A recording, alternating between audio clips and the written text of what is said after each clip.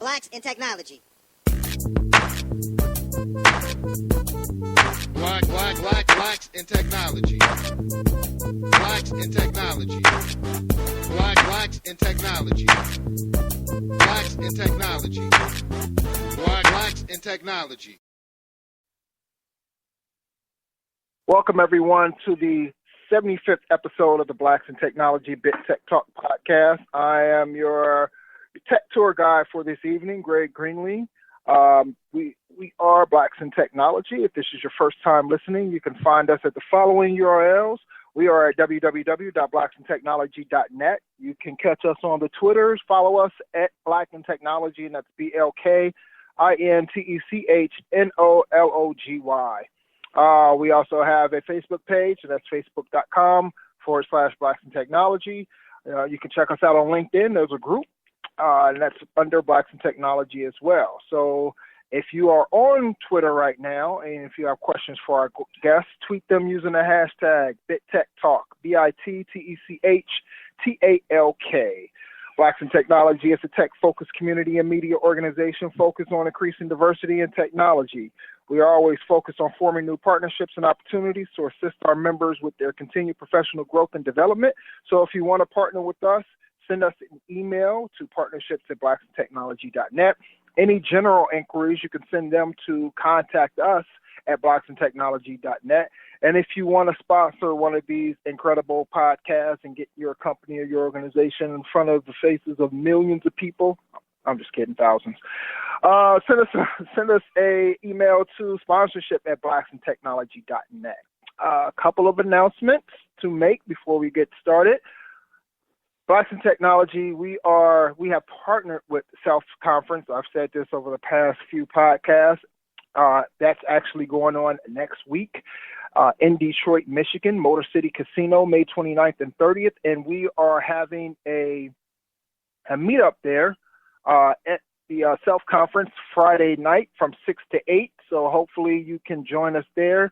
You don't have to attend the self-conference in order to attend the meetup, so you can just join us for the meetup if you'd like. There is an Eventbrite page. You can check our website out to get that information. So self-conference is a mix of fantastic tech presentation and insightful tech talks in fabulous downtown Detroit. They're filling 2 whole days at the end of May with mobile, web, hardware, software, process, and team talks to help you expand your knowledge, meet other technically minded folk, and immerse yourself in Detroit's tech renaissance. So hopefully you can join us. That's next week, May 29th and 30th. Our meetup is May 29th, which is a Friday from 6 to 8. The information on the room that it's being held in is on our Eventbrite page. Check our website out, blacksintechnology.net, to get that information. Also, Blacks in Technology, we're an outreach partner for the Registry Bay Area 40 Under 40 Tech Diversity Silicon Valley campaign. That deadline for nominations has been extended to Tuesday, May 26th. So if you want to go check that out and nominate someone, that's the registrybayarea.com. So what this campaign is the 40 Under 40 Tech Diversity is a regional recognition of the outstanding achievements of 40 leaders from underrepresented communities of color under the age of 40 who are standouts in their field of technology as engineers, technologists, diversity and inclusion officers, executives, entrepreneurs, or VCs. Nominees will be evaluated on their professional achievements and influence within their industries. Board affiliation, civic engagement, and other leadership roles will also be taken into consideration. So the deadline, once again, has been extended to May 26th. So if you want to nominate someone, check out their website and nominate. So tonight we have Tiffani Ashley Bell as our guest. And we were just actually talking, and it's kind of funny how this kind of happened because she was on our show 3 years ago, and I looked December 10th, and she was actually podcast number 25, and this is podcast number 75. So 3 times 20, the numbers worked out, people. This is what I'm trying to say. I don't know how, it just fell in our favor, and she's back once again. And we're going to get into what she's been up to. So Tiffani Ashley Bell is co-founder and executive director of the Detroit Water Project. And she's also a back-end developer working primarily in Ruby on Rails and iOS. Tiffani holds a BS in computer science from Howard University, and we want to welcome her back. Tiffani, welcome back. Thanks for having me, Greg. And congratulations on 75 episodes now. Thank you. Yeah, that's it's pretty amazing. I need to find out something to do for like the 100th episode. That's just like, paramount, and I got to do something. I don't know what it is, but maybe I'll. Maybe you could do a show, like a physical show, where we can see you on stage somewhere, maybe. Ooh, good idea. And maybe I can have Ayori. Right. Maybe I can have Ayori back on the show to co-host with me, because she was co-hosting with me for a while, and then she got real busy, and but I liked having her. She came up with very, very good questions, and I always come up with my questions are lame. I'll be honest, but she comes up with great questions. They're always really, really, I don't know, insightful, and I'm just in awe every time she helps me out with questions, or she writes questions. It's like, wow, how do you come up with this stuff? So maybe I can convince her to come back and do episode 100 with me. So, Tiffani, how have you been? What's been going on in your life? Yeah, I've been great. So, I just finished the winter 2015 class of Y Combinator, being one of 3 nonprofits in there for Detroit Water Project. And that has been my life since the end of my Code for America fellowship that I just finished back in November. And during that Code for America fellowship, I worked on procurement for Atlanta, and we launched a new procurement website for the city of Atlanta, Georgia. And that's at procurement.atlantagA.gov. And that's been my life thus far. Wow. And you migrated from, where were you? North Carolina, right? Yes, North Carolina. And now you reside in San Francisco? Actually, I live in Oakland. Oh, in Oakland. I'm sorry. Excellent. Even better. Totally. Completely. Excellent. So for people who haven't listened to episode 25, if you haven't, you need to go check it out after this podcast, of course. But give us a little bit about your background and how you got started in technology, how you got started in coding. Okay, so me starting as a developer was completely accidental. I was 6 years old. My mom bought me this thing called a Pre-Computer 1000 from VTech, and it came with a few built-in games, and I got tired of those, and so I ended up flipping to the instruction manual. In the back of the manual, there was instructions on how to learn BASIC, which is a programming language, and I just ended up following that tutorial and building my own games, and I was 6 at that point. But I actually wanted to be a cartoonist, and so I didn't really know what I was doing or stick with it at that point. But when I got older, probably around middle school, I picked up some books on how to put together web pages, and I just kind of continued programming and doing stuff like that from there. And then ended up in 10th grade, I took a programming class, but at the same time I turned 15, and my uncle, who I'm having dinner with tonight actually, almost exactly 15 years later, I'll be 30 on June 25th, by the way, he bought me this programming book, Teach Yourself Java in 21 Days, and I worked through that, and that was my 15th birthday present from him. And so, and I ended up finishing high school, getting a full ride scholarship to Howard University to study computer science, and took it from there. Had the internships at HP and IBM, 2 summers at HP, 1 summer at IBM, and that's been my trajectory thus far. Just as far as how did I get into tech, basically. That's pretty incredible. You say it was, I guess, is that really an accident? That's kind of, you're really you got started with your first, did you say a VTech? Is that the little, because I know they have VTechs now, but they're more I guess they're more toys now.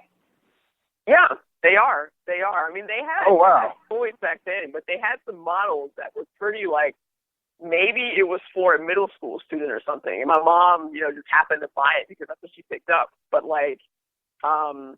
yeah, They seem to have changed as a company, as a matter of fact. You're right. They have different models nowadays. I haven't seen anything similar, but I wish they did make something just like that, because like it was a great thing for me to have at that age, completely. Right, right. So you're really a self-starter, it sounds like. It sounds like, you started at 6 and you looked in the back of the book and you were just like, oh, I'm going to do this. And then your uncle got you the Java book and you worked through that on your own. So you really are, self-motivated, self-starter. Is that kind of, spill over into you being an entrepreneur? I think so. I mean, I just always am more like, I'm interested in something, so let's go and get resources to expand my knowledge on it. Like my mom actually used to take my brother and I to the library all the time as kids. And because she would always have magazines around the house, and I wouldn't read those. I want like other books. And so she would take me and my brother to the library every other week or so, and we would just get like different books. My brother would get like just because he's 5 years younger than I was, and I was in like middle school at the time. So he would get like kids books and stuff like that, but I would get like programming books and like science fiction, Isaac Asimov, stuff like that. And I would just read that sort of stuff and like, yeah, and just teach myself these things because the knowledge was there, basically. Nice. And you come from an HBCU, Howard University. So what's the atmosphere? Right. What's the atmosphere there like in regards to computer science and STEM in general? Because I visited their website recently, and right there on the home page is something about STEM. So what's the atmosphere there like in regards to their computer science program?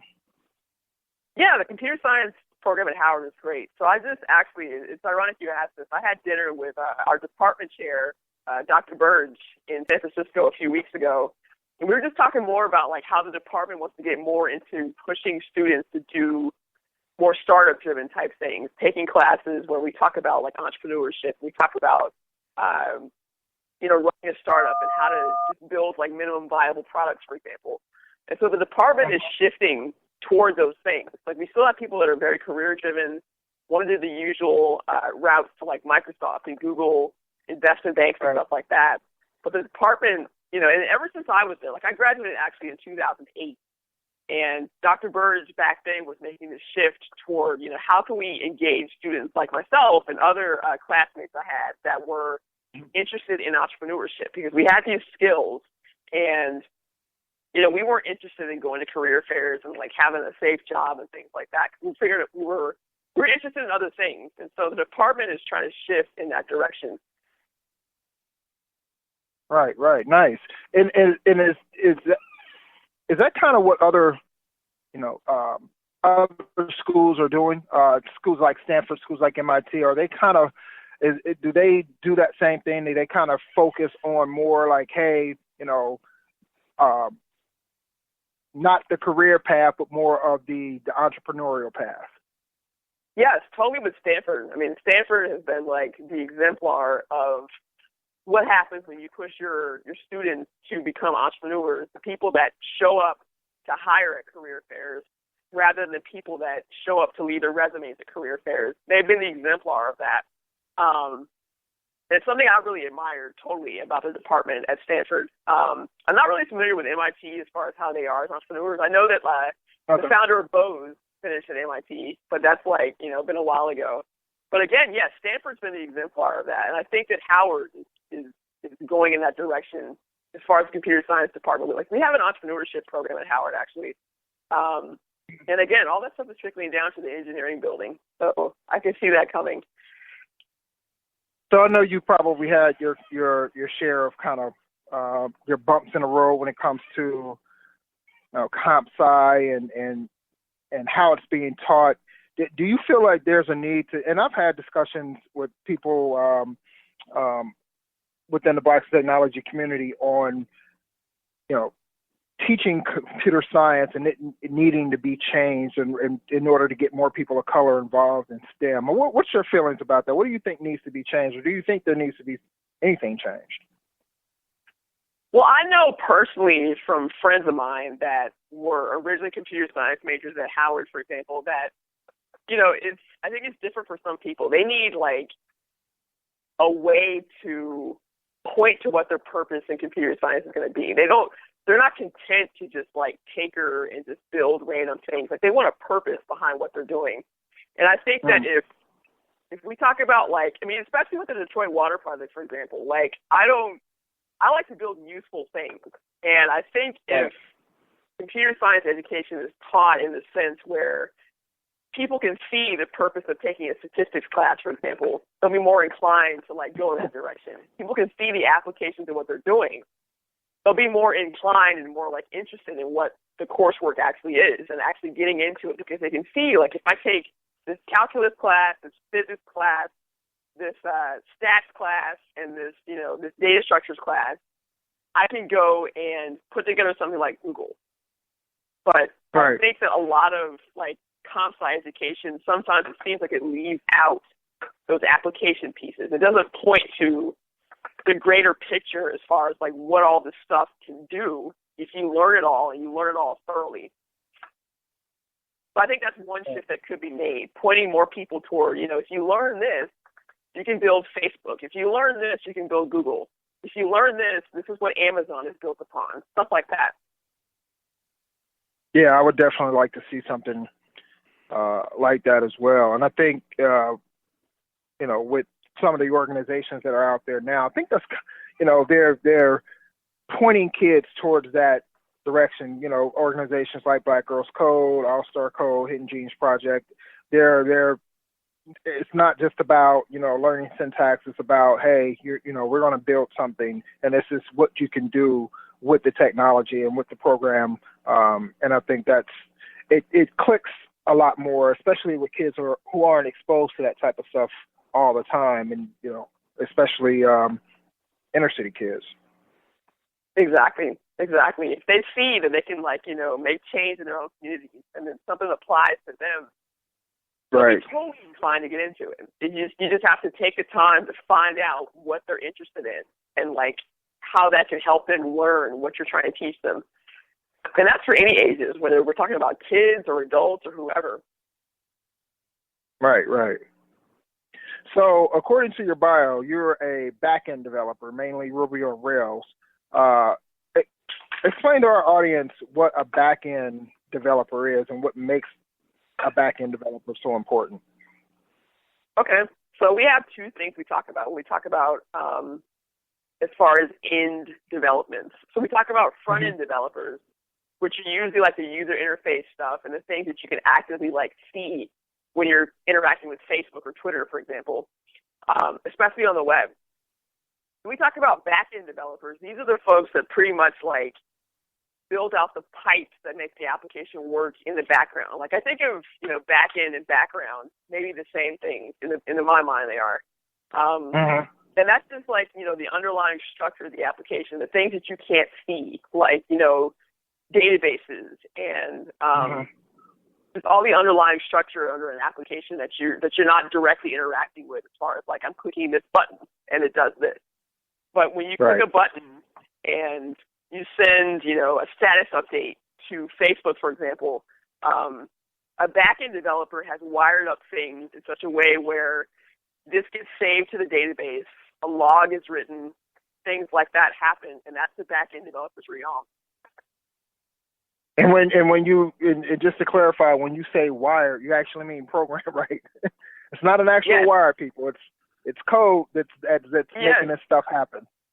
Yes, I'm notorious for using that. I'm actually not a hardware engineer, so I'll probably stop saying that. But it just makes sense to me. I picture these things like, oh, there's wires we're putting together. So yes, sorry about that. No, that's no problem. So last I talked to you, you were launching Pencil UN. Yes. So what happened with that? What became of Pencil UN? So Pencil UN was a victim of a couple of things. First of all, I didn't know what I was doing. I'll admit that publicly, and I'll just say that out loud. Like, and it's okay. It was a learning experience. What? You didn't know what you were doing. It's it's one of those things where, like, this is the first startup that I was running where I was actually the CEO, and there were so many things I didn't know. I was trying to essentially raise money to build out and grow a commodity product that didn't have any significant differentiators. I didn't have a team that was there. I didn't have a long-term plan for what was going on, and so it didn't do well. And on top of that, I was running myself into the ground as far as, like, my health, got really terrible and things like that happened. And so it was just, it was a learning experience. I don't think of it as a bad thing, but it doesn't run anymore, put it that way. So that's been put to bed. But you had to gain a lot of valuable knowledge and experience from running it. So what are some of the things that you took away from that you could say, hey, this is what I learned. I'm now a better entrepreneur because of this. Right. So I would say there's a few things. First of all, like, if you're going to put together a software project, think about how you can differentiate it and what is like Warren Buffett calls it, what's your moat? Like, what's your moat? What is the thing that's keeping people who can build the same thing from succeeding above and beyond what you can do? And Pencil UN lacks a moat. On top of that, also, just, I was trying to raise money for that. Like, if you've seen the CNN show, Black in America 4, The Promised Land, Silicon Valley, we were out there as part of the New Me Accelerator to raise money.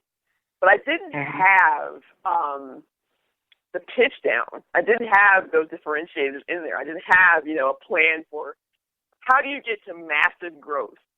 And that's what you need. And that's what investors want when it comes to a funded venture-backed startup. They want to see how will you return, not 10x to us, but how will you return 100x to us? How will you do that? And I didn't have a plan for doing that kind of thing. Whereas now I know, let's work on that plan. Let's work on that plan for growth.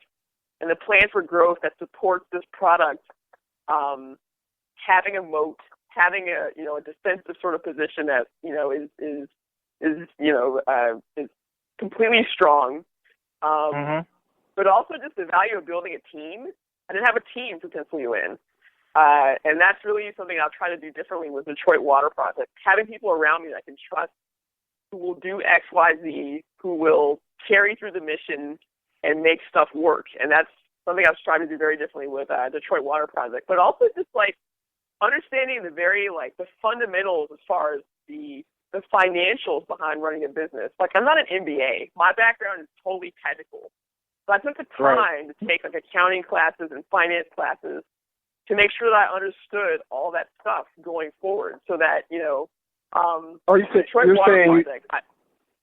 saying you took those classes after after the Pencil UN venture? Yes. Oh, wow. Yeah, I took the time to take those classes because I wanted to be an engineer that understood that stuff. Because you can be an engineer and build things, but you can also understand it from the perspective of, if we build this feature, will it bring in X, dollars more in revenue? I can think about things in that way, whereas before I couldn't. And so I was just building things from the perspective of, this is cool to build and that's it. And there was no sort of underlying sort of financial story I could tell around why we're building this thing. Whereas now I can do that. And so, there were so many things that I just learned about, like, plugging weaknesses that I had. Whereas now I can say, okay, I can read a balance sheet now. I can talk about, what's going on with the income statements and stuff like that. And that stuff was really important, but I didn't understand that stuff back then. And Pencil UN fundamentally was not a technology product necessarily. It was a sales problem, and I was not a salesperson. And I didn't have that sort of grounding. So I went and took an enterprise sales class at Stanford, for example, and got, just like the fundamentals down at least of like how to talk about enterprise sales, how to talk about like value proposition and stuff like that, because I wanted to know those things. So that, Pencil UN became a vehicle for me to understand weaknesses that I had and then work on filling those weaknesses so that the next thing that I do will not fail for the same reasons that Pencil UN did. Wow. And that's, really a testament of, how you are as a person, because some people might have just given up and said, hey, it didn't work out, kind of brushed their hands of it. And instead, you took that extra step, went out there, you learned what you didn't know, put people around you who knew things that you wanted to know, and, and took it from there. That's some pretty good advice. I can tell you right now that I suffer from that. I suffer from I don't know business side of it. Yeah. So yeah, I definitely know where you're coming from. It's really fascinating, so it's helpful to learn. Nice. So tell us about your experience with Code for America. So tell us what is Code for America? What did you do there, and what are some of the great takeaways you can take from your involvement with that? Okay, so Code for America is an organization that essentially helps cities improve how they use technology to essentially deliver services to citizens better. So I was based with Team Atlanta last year, and we worked on a couple of things, or actually three things. So one of the problems that was really, really serious in Atlanta was how people would get tickets for things like speeding or a broken headlight or whatever else. It's just like traffic violations, basically. And they wouldn't get a court date on the ticket when they got the ticket. And so they'd have to, call numbers and things like that later to figure out when to go to court. But some people just had problems around doing that. And they would forget, and just end up not going to court some kind of way. And they would end up getting another ticket, for example, and get in trouble and get arrested even in some cases because they had a warrant out because they didn't go to court the previous time. And that was a serious problem. And so the team put together a solution to text people when they were supposed to go to court so they wouldn't miss those court dates. And that got really great traction and reception from the city. And so the next thing we did, though, was this infrastructure map where the city of Atlanta had a $1 billion backlog in infrastructure repairs that needed to happen, things like sidewalks and roads and stuff like that. And so what they did is put together a map of where money should be spent in the city. So if you, for example, live in a neighborhood where your neighbor needed better sidewalks because she used a wheelchair, and the sidewalks in your neighborhood were in disrepair with potholes and things like that, and she couldn't get around it easily, you could go to this map and say, we need better sidewalks. Come and spend the budget money here. And so it was pretty much participatory budgeting that we put in place there in Atlanta. And so the next thing, the final thing, was a new procurement website for the city of Atlanta. So at procurement.atlantagA.gov, there's a new procurement website. And so you can go there and just see, business opportunities and get notifications around, things that your company might be interested in, and just have a better way of viewing opportunities to do business in the city of Atlanta and opening up procurement, basically. Very, very nice. It's funny that you mention that, because in our next podcast, we actually have a person who works with an organization called the Sunlight Foundation, and so they work with local policy teams to improve online access to government information. It's along the lines of open data, civic engagement through the use of technology. So sounds like that's what you were doing for the city of Atlanta. Yeah, totally, completely. Excellent. So what were some? Go ahead. Okay, go ahead. No, I was just going to ask, what were some of your great takeaways from your involvement? What are some of the things that kind of stuck with you in working on that project? So essentially, we got pretty much unfettered access to City Hall in Atlanta. We got time with the Mayor Kasim Reed. We got time with most of the chiefs of the departments like finance and procurement and courts and stuff like that. And I think one of the things that was really important for me that I ended up doing was just developing empathy for people in government, and the fact that I encountered tons of people who wanted to do a great job, but they may have been hamstrung by lack of resources or hamstrung by, lacking certain know-how to do certain things, to bridge certain gaps between departments, for example. And it was great to see people, be enthusiastic, for example, about putting a new website together. Because essentially it's a WordPress website, but it works better than the site they had previously that was based on a custom CMS that was, implemented before. But this was a user-friendly thing for them that was very similar to Word, which they're used to using. But it was great to see just that enthusiasm that people had as they got back for their jobs. And this is develop that empathy for them and seeing what happens from the other side of City Hall, rather than just being a person that comes in and pays a parking ticket or comes in and pays property taxes. Seeing what it's like for them interacting with the public is just and that informs a lot of my work with the Detroit Water Project, for example. Just understanding that, okay, maybe this is happening because they lack resources. Maybe this is happening because they're not sure of any better approaches than to just turn somebody's water off. But again, I developed that empathy from the fellowship, which was really, really important. Excellent. That's great. So, how did you all approach projects like that? So, they have a website. It's not working, or I wouldn't say not working, but it's not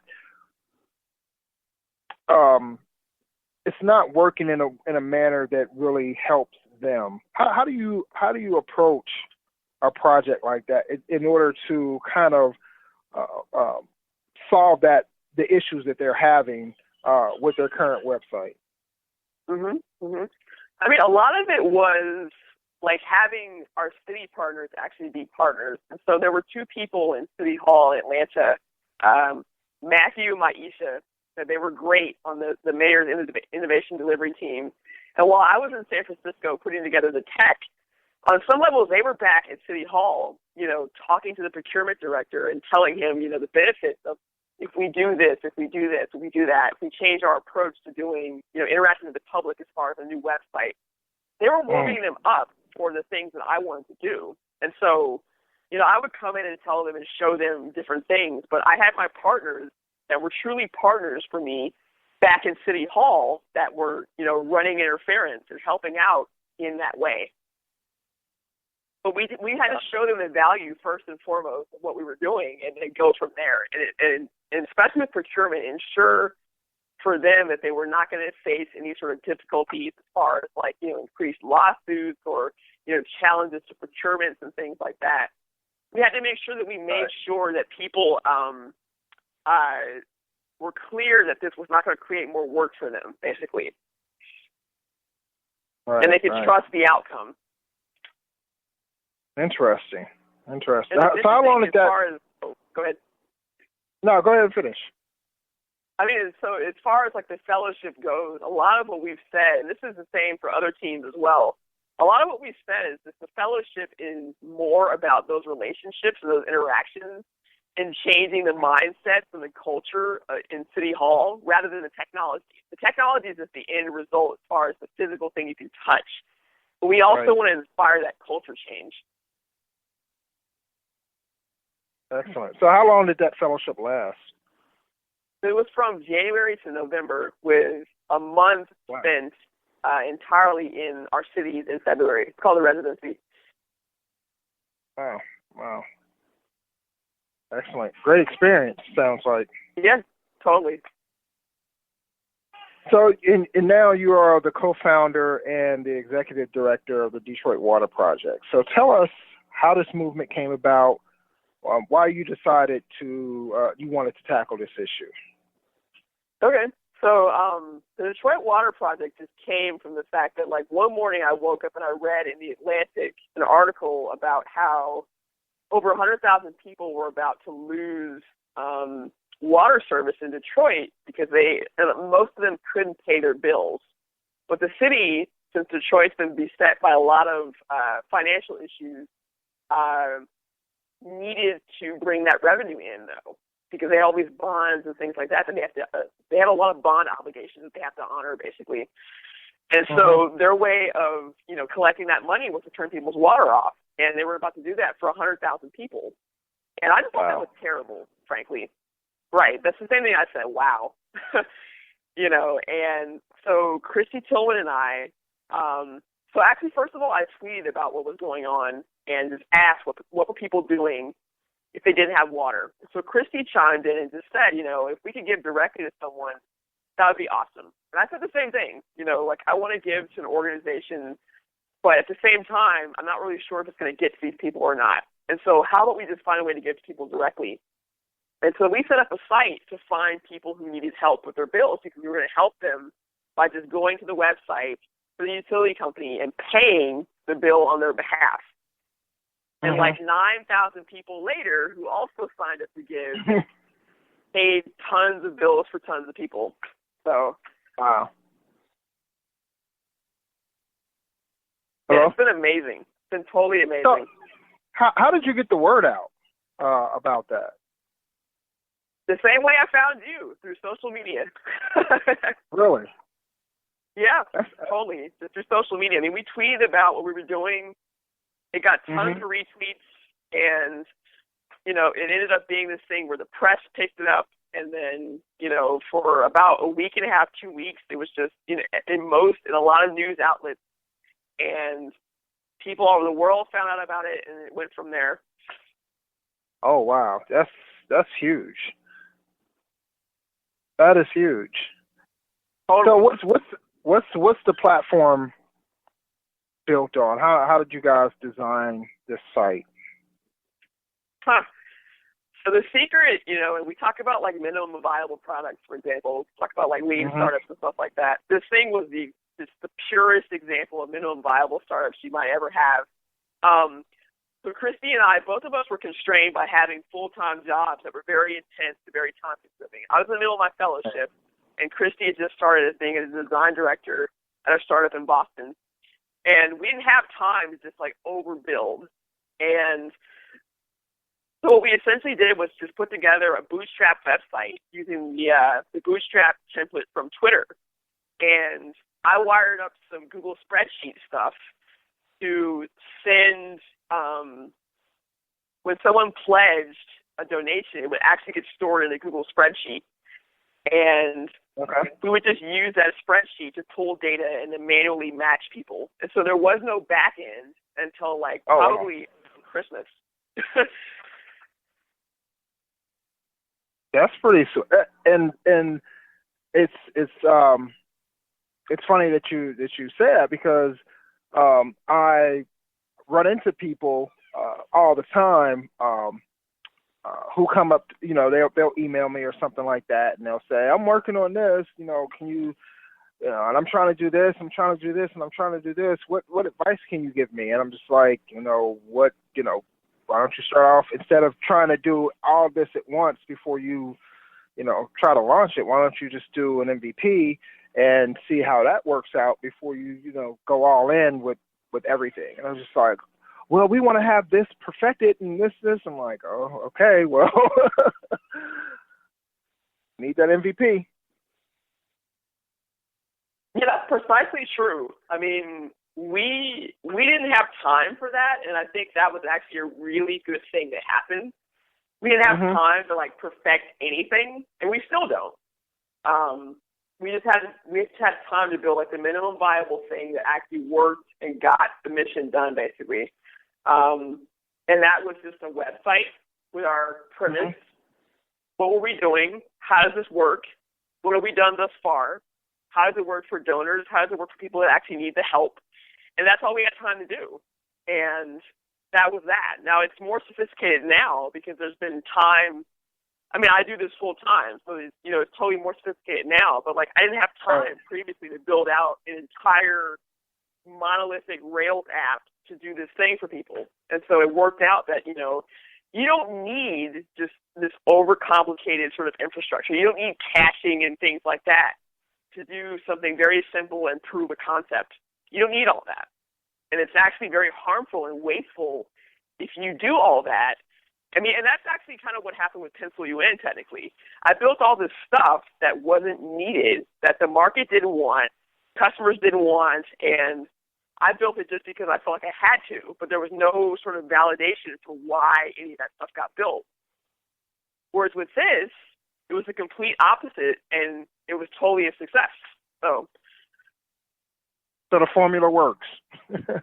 Yeah, it works. I mean, it doesn't work for everything. There are some things where you need, like, more sophisticated stuff, but, like, yeah, you can start small and go from there and just prove the concept at least with a lot of things. Right. So how does it work now? How do users, or how do people who want to pledge, how do they go about doing that? So the site's still, like, I've had a friend of mine, David Leonard, who has redesigned the site. He's another Code for America fellow that helped out last year. Okay. But generally the site still works the same. Like, you put in your email address and how much you want to pledge, and you'll be matched instantly with someone that you can actually help in either Baltimore or Detroit. And that's just driven by a Rails app at this point. And it just, goes through the database, finds out who's been approved for help and how much that person might still need help with, and then it'll match you with a person based on what you pledge. But that's all like Rails and stuff now that powers all that. Excellent. So, and this is more of a philanthropic effort. So do you see yourself becoming more involved with creating these type of solutions, or maybe even a company that kind of specializes in creating these type of solutions? Or was this just a kind of a thing that, that really caught your attention, that you felt real passionate about doing, and so you just went and did it? I mean, I think there's room to expand this out to other problem domains, at least. Right. But as far as creating a company that, like, administers a solution, maybe not. We're still just focused on water at this point. And so, I think that's one thing with Pencil UN too, I learned, like, figure out a way to focus. And I think that with the Detroit Water Project, is focusing on this main issue of water and how can we get people squared away as quickly as possible. That served really, really well in this instance. So. Right. Excellent. So what's so far has been your most fulfilling part of your journey with the Detroit Water Project? So it's just been the idea of, like, something I built being meaningful and, like, actually being a meaningful part of someone's life that I don't even know. But just the idea that, like, we built this app, this thing that, like, could have just been a total flop, but, like, it actually is saving people's houses from foreclosure because of water bills. It is connecting people who care to people that need to be connected to folks that care and understand and empathize with the situation. Right. And it's just doing the stuff that you figure, like, when I was learning the code as a teenager, I didn't figure I would build anything like that. So it's been, like, interesting to see, like, this piece of code is doing this very tangible thing for people on both sides of the table, when we're talking about donors or the folks that we're helping. Mm-hmm. That's been really, really powerful for me. And I have to, like, sometimes just sit back and go, wow, this is really, really, really awesome, and I try to stay humble about it, but sometimes it's just like, wow, this is really, really cool, It's really, really awesome. Yeah. So. Definitely. And this really plays into, the narrative that we were discussing earlier about showing kids, or showing people of color and people within our community what can be done with technology and how it could help benefit the community. And Detroit Water Project is a perfect example of that. So that's an experience and that you can take and share with, I don't know if you talk or if you do talks, or if you talk. Yeah, of course you talk. Talk, let me know. Now, I don't know if you do, if you do talks or anything like that, but this is one of those experiences that really can hit home with a lot of people. Right. Yeah. I mean, I recently spoke at Black Girls Code, their parent-daughter weekend, on a career panel a couple of weekends ago out in San Francisco.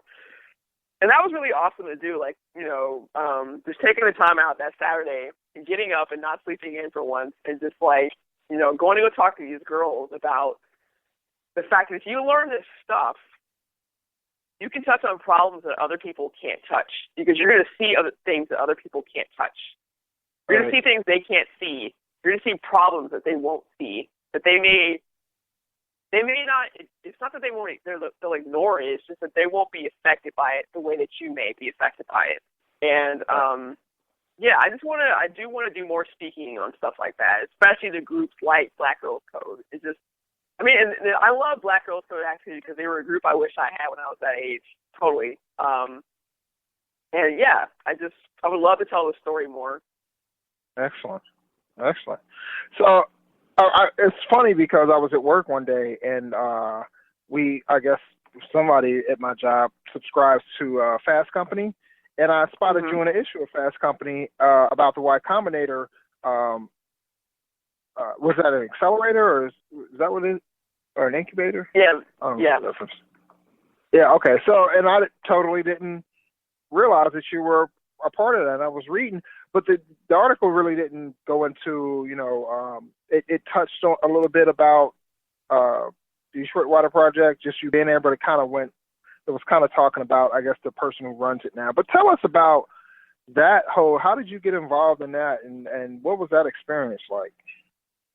I mean, so we applied, back in October, the applications were due, I think. And I was still in my fellowship at that point. But it's funny because, like, the fellowship ended 2 days after I applied and got in. Real quick, Tiffany, can you explain, just go over what the Y Combinator, what that even is? Because some people who might not know what Y Combinator is. Sure. So Y Combinator is the most prestigious startup accelerator and seed fund. I think they call it themselves a seed fund, actually. There's been some controversy around that. But, the most prestigious startup accelerator and seed fund in the United States. They have funded companies like Stripe, Dropbox, Airbnb, Zenefits. There's tons of other ones that have been the so-called unicorns in technology as far as being billion-dollar-plus companies. Y Combinator is behind all of those, and it's a 3-month program that is designed to help you raise funding for your idea. And what they do is they focus on growth and distribution, and you spend 3 weeks making sure that you are on a path to grow as a startup. And that's their whole thing, grow, and will help you raise some money after you grow and prove your concept at that point. Wow. What's the process like of applying, and how was it when you got accepted, and what was the atmosphere like when you got there? Tell us about that whole experience. Yeah, so you apply. It's a very concise application, and they ask for conciseness from you as well. They don't, the less you write, but the more impact with what you write, the better off chances you have of getting in.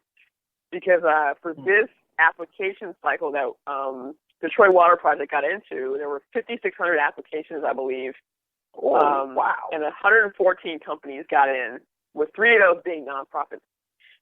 And it was super competitive, but part of optimizing for success is, having some traction if you already have something that's running, but then also just writing your application in such a way where you optimize for the fact that they've already read tons of applications before yours. So write something that stands out and use as few words as possible. Don't get wordy, break your paragraphs up, stuff like that. That's kind of how the application process goes. But then, if you're interested, you get a 10-minute interview. And so I had to go down to Mountain View for the 10-minute interview and just talk more about what I was doing and why it was going to be successful and what the game plan was. And that was an interesting experience because it's a panel interview. It's at least 2 of the YC partners, and I had 4 of the YC partners interviewing. And it was an interesting 10 minutes. So it worked out well. And so the program. Oh, go ahead. No, go ahead. Go ahead. Yeah, so I was saying, the program itself, when it starts, it's 3 months, week by week you go, and you have things like office hours, like college, basically. And you just talk about, what you need as far as help, like what's your greatest need, basically. And so if that's like figuring out how to grow, they will talk to you about how to grow. If that's figuring out, like how much should be raised, if you're at that point, they'll talk to you about those sorts of things. It's just addressing all those things you need to be, to be successful from whatever point you're at. There are startups that come in, and we had a guy in our batch that had already raised $14 million, but he was there for serious money. I actually love his company. It's called Transcriptic, and there's some interesting stuff around just like lab testing and stuff like that. But he had already raised $14 million versus like other companies coming in that barely had a prototype, but they believe in the team, and so they got in. Right. Interesting. So does Y Combinator normally accept a lot of nonprofits? Or do you know? Well, they've just started accepting nonprofits, I believe, in 2013, with the first one being WATSI, which is like you can help pay for medical expenses in another country for a child, for example, who might have a cleft palate or something like that. And that was the first nonprofit they accepted, but they've accepted a few others since then. They're not a huge part of each batch. Like we had 3 in our batch with 114 companies total, and so they're not a huge part of it, but they still want to invest in those just because like they try to take we got the same experience that the for-profit companies did, basically. We sat in on the same dinners around like fundraising and stuff like that. It's just that our outcomes are very different as far as like we won't have shares that we sell. We won't be having $1 billion exit, but instead we measure impact and growth in terms of impact. So interesting. What are and not that you have to name any. What are the people like there? Like, are they like super driven, or are they more laid back than what you thought? Like, what's the atmosphere like around that? I think that everybody in the room is super driven. It's just that it's expressed in different ways by different people. Right. Like I'm a very driven person, but I occasionally don't look that way. I can just kind of like sit back and relax, but still be, totally like going crazy underneath everything. Whereas there are people that, were visibly like, pounding coffee and like aspirin, trying to get work done. They would come in walking 50 miles an hour, trying to get stuff done at dinners or whatever. And so but everybody was cool. Everybody was really, really cool for the most part. Right. Yeah, it's a great community of people to be a part of, and that's the value of YC. And I said this like in a sort of tweet storm after I finished, like after we had the last dinner. I talked about how like the value of YC is not entirely the money that you get, because you get nonprofits get $100K, for-profits get $120K, and but you can, if you try, you can get that from anywhere if you just kind of scrounge it up a little bit. You may not even need a lot of that money to some degree at the beginning, depending on what you're doing. But like the value comes from the people that you're around, and just like the motivation that you get from those Tuesday dinners and reporting progress, and the partners and their enthusiasm for what you're doing and helping you out and things like that. The people were awesome. I mean, I got to meet Paul Graham and sit with him for 30 minutes and brainstorm about, Detroit Water Project, which was really, really awesome. So. Very nice. So what's next for Tiffani? So, I mean, continuing to work on Detroit Water Project and expanding it out. I mean, I kind of laugh. We need to rename it, actually, because we're not just working in Detroit anymore. But, yeah, just working on Detroit Water Project and working on, 2 main things with that, bringing it to other cities to ensure that people have access to running water in other cities that are also having similar problems to Detroit and Baltimore. But then longer term, getting some legislation in place to prevent people from experiencing water shutoffs if they have financial hardship. Those are the 2 things that we're really, really focused on right now, and just trying to do whatever we can around those 2 goals, basically. So that's what I'm doing. I'm trying to, keep myself healthy and motivated and everything else, but that's like laser focus right now. Nice. Well, Tiffani, I definitely want to thank you for joining us here tonight on the podcast, and wish you much success with Detroit Water Project and anything else that you do in the future. But before we get out of here, why don't you give us your URLs, like how people can get in contact with you, how people can check out Detroit Water Project. What's the URL for that? Yeah, sure. So you can go to DetroitWaterProject.org or BaltimoreWaterProject.org. If you go to either one, you can just, select which city you want to give to. You can give as little as $5 or as much as, $5,000, whatever you want to give, actually. We've had people give anywhere between, like I said, $5,000 to $5,000 in tribute. It helps someone out. And even if you can't give money, at least spread the word and just raise awareness. Because, a lot of what we're doing is just raising awareness around this issue. Because it's one that people don't know about. We take for granted that we have water. So, all right. But again, thanks for having me on the show again, Greg. Oh, definitely. Is there a do you have a Twitter feed for Detroit Water Project, or is this just the website? Yes. So it's DET Water Project on Twitter. We couldn't fit the whole thing in, so I'll include that in the show notes as well. And awesome. Where people want to follow you on Twitter, how do they follow you? It's just my first name, Tiffani. Excellent. Well, Tiffani, once again, thank you for joining us. Hopefully we can connect when I come out to San Fran not next week, in 2 weeks. I'll be out there for WWDC, the Big Apple Developers Conference that's going on, June 8th through the 12th. So I'll be there from actually the 6th through the 13th. So hopefully within that span of time, we can get together, I don't know, have lunch, breakfast, or something. Yeah, totally. Let me know when you're in town. Definitely. Well, thanks again, and wish you much success in the future, and take care. All right. Thank you, Greg. You're welcome. Bye-bye.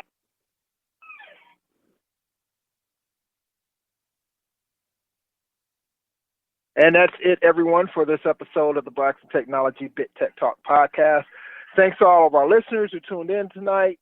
Thanks to our guest, Tiffani Ashley Bell. If you like what you heard tonight, you want to let us know, or if you have suggestions or comments, email them to us at contactus@blacksintechnology.net. And join us in 2 weeks from now. Same bit time, same bit channel on June 4th for another exciting episode of the Bit Tech Talk podcast. We will be joined by Levita Tuff to discuss open data and civic engagement through the use of technology. Levita is currently a policy analyst for the Sunlight Foundation at sunlightfoundation.com, where she works with the local policy team to improve online access to government information. Sounds like a fabulous podcast. I think you should be joining us. And that's going to happen again June 4th. So remember, tech yourself before you wreck yourself. Take care and have a good night. Blacks in Technology. Blacks in Technology. Blacks in Technology. Blacks in Technology. Blacks in Technology. Blacks in Technology.